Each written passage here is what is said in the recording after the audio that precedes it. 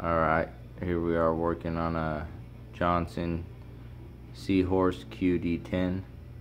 I was just taking the carburetor apart, gonna go through it, make sure there's no clogs and anything, make sure the float, all that stuff is good.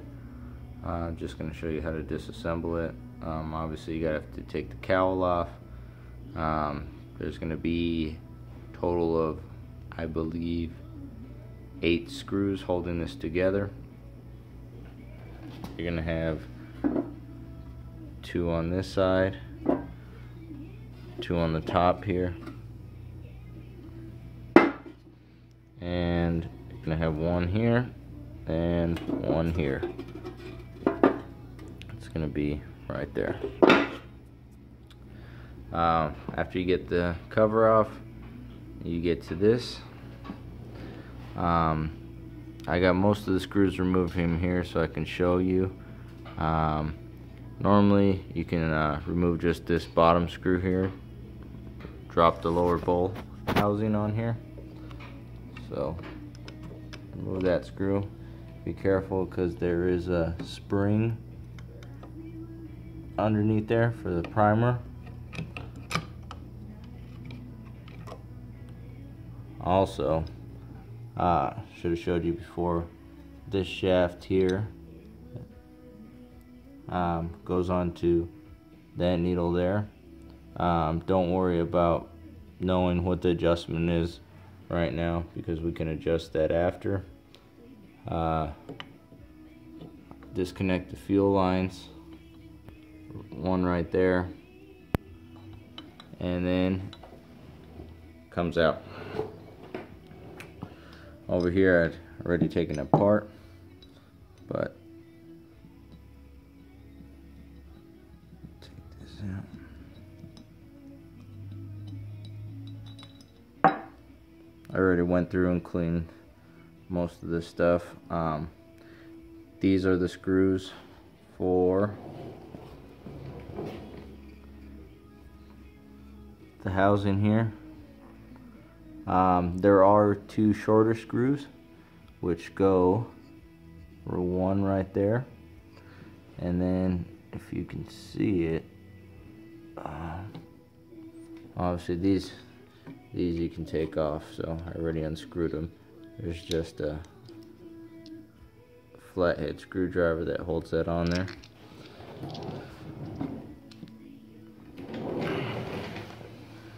As I was saying, for the other small screw, it's right behind there. You can barely see it underneath that screw, underneath this screw head right there on the back. That's going to be where the other short one goes. So to remove this housing, just if you wanted to clean it, make sure that plunger and everything's good. At this point, before you forget, probably going to want to pull this out. And here there's going to be a spring, brass shaft, and then metal washer. That's all that's in that. Set that there. And this here goes down inside, right there.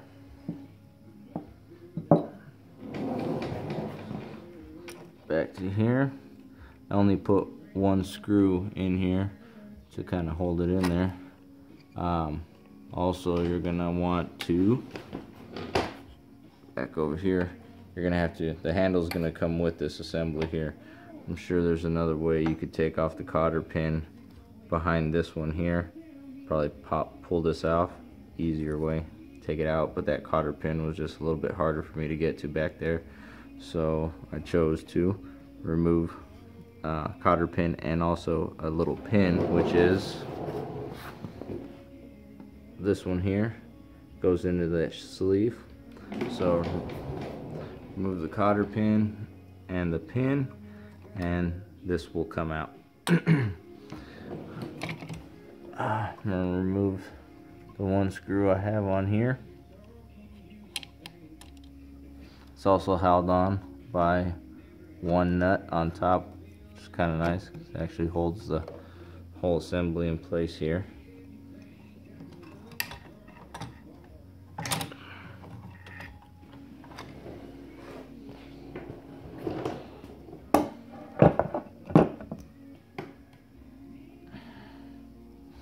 So I was saying, these are the longer ones that go on the outside. These are going to be the two shorter screws. Just this way you don't mix them up.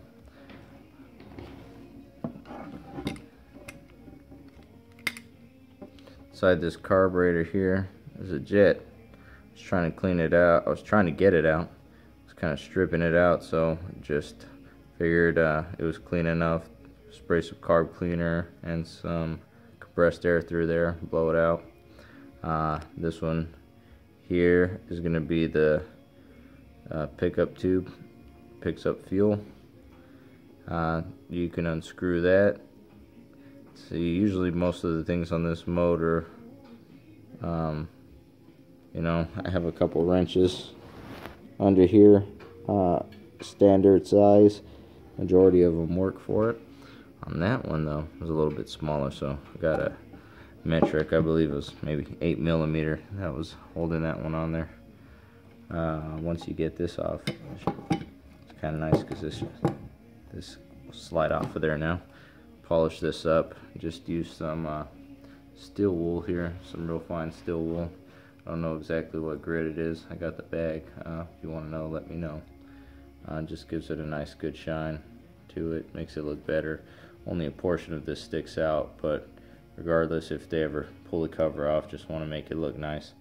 Not doing a full restore on this motor here, just I don't know, if I get it, I want to get it running, get it out there on the lake, and also just make sure that it looks nice while it's out there. So pretty much when you get this carb apart, I usually like to spray some compressed air through everything. Before that, obviously carb cleaner, that way it'll kind of break down stuff. Here, this one here is going to be your high speed needle, and this is going to be your low speed needle. For this one, it's controlled onto that lower bolt here, to the lower brass fitting. This just threads all the way out. So the 0 setting would be fully closed. That would be aligned with position number 1 on the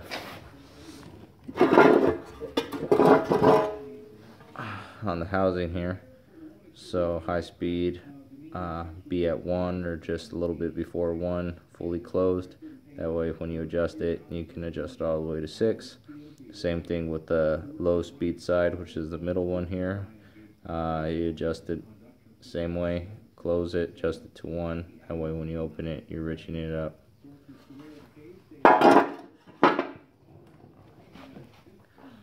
Here's the float that was taken out. I had already taken this out, just to give you a rundown on how it comes out.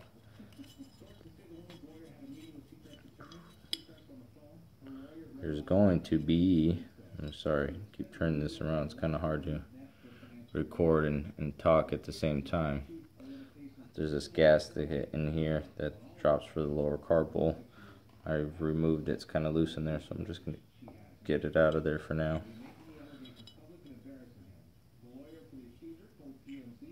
So right here is going to give you access to the pins right here on the side, which I removed, and that one is going to be this long one here next to the needle. So needle drops down in there, and then pin goes through the side once the float is in the bowl, and goes through obviously the hole right there on the pin, and that holds the U-shaped groove down there. Aligns with the groove on there to hold your needle in place. There you can use a large flathead to remove it, blow it out, clean it up. So that's what I have at this point. Carburetor, I like to, pretty much what I do is when you get it off, take all the screws, everything out of here, lay it out nice and neatly so you know where it goes. For those of you that are lucky enough to have access to a manual, I got the CD, and lucky enough at work to print out a large amount of at least a certain section. This here I believe I got magneto and carburetors on here, so it comes in rather handy when kind of forget where things go, or it looks like somebody's actually messed with it before you and you have to figure some things out. It's nicely laid out for you, and also shows you kind of location of things if you're having to guess.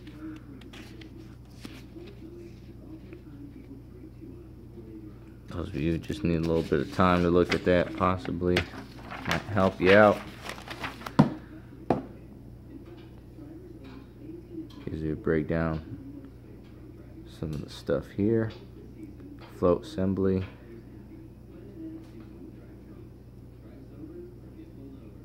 And like I was telling you, high-speed needle jet right there.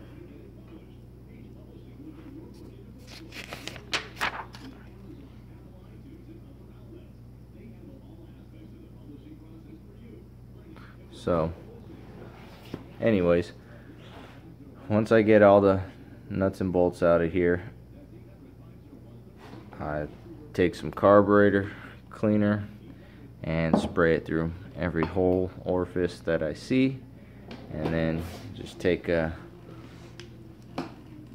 compressed air fitting and start spraying away. Clean everything up, make sure it is nice and clean, has good flow through it.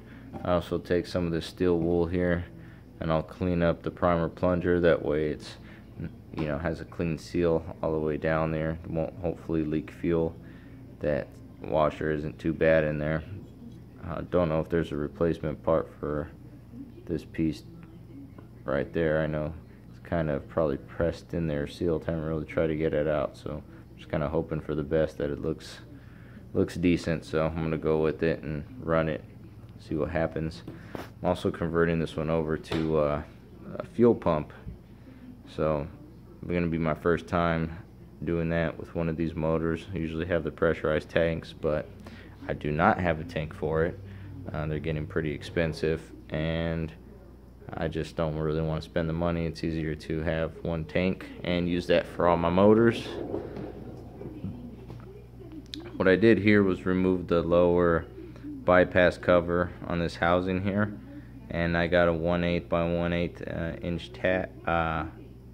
fitting, barbed fitting. It's gonna be a vacuum fitting. I bought it at Ace Hardware store, probably a local hardware store where you get all your nuts and bolts will have something that you can use. Just drilled it out to the second smallest size, and then I was looking for a tap with these threads, couldn't find one, so the metal's not that thick. Allows you to kind of start it out, thread it, and then what I did also was solder, cleaned it up on the inside and outside, and ran a bead of solder around there. That way it had a nice seal, hopefully won't leak any air. Tested it, held pressure pretty good. So that's going to be your new pulse actuator for your fuel pump. On the fuel pump there's going to be 3 hoses, obviously one for the fuel to come in, this vacuum operated port to allow the fuel to come in, and then the one going out. And with that, it's going to also eliminate this air hose right here, and also we're going to have to change this out to a single port valve fuel fitting. So with this port here where it connects,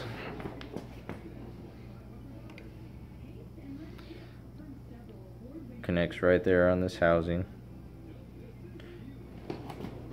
This is the one that goes on there, so that's where it connects to. I'm gonna run down to Ace tomorrow and get a plug for this and just thread me a plug in there.